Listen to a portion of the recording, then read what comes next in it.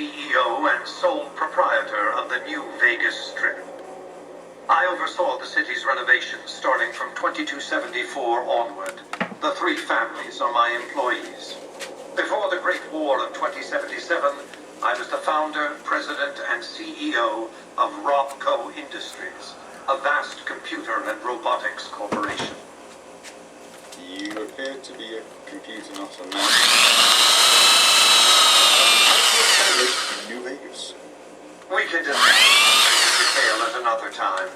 Suffice it to say that when my Securitrons detected NCR scouts at Hoover Dam, I took action. I recruited a tribal force to supplement my Securitrons and renovated the Strip just in time to welcome the NCR as it marched into the region. Instead of war, a treaty was negotiated, and the money started to pour in. Okay, yeah, you appear to be a computer, not a man. Don't let the video screens and computer terminals fool you. I'm flesh and blood, not silicone.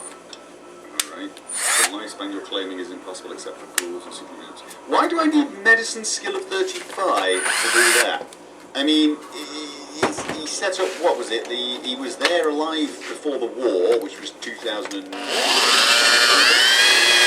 He started renovating the Strip. Basically, he's about 300 years old. Why do I need medicine skill of 35 to point that out? I see you've made a study of the topic. What, a study of the topic to know that people don't live to several 300? textbooks.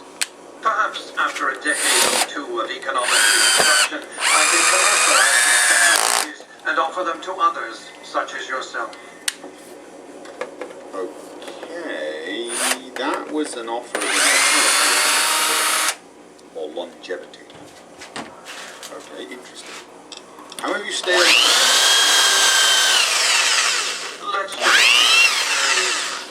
costly. I have a lot. But I was willing to make the sacrifices longevity entailed, financial and otherwise. Okay. What else did you want to know?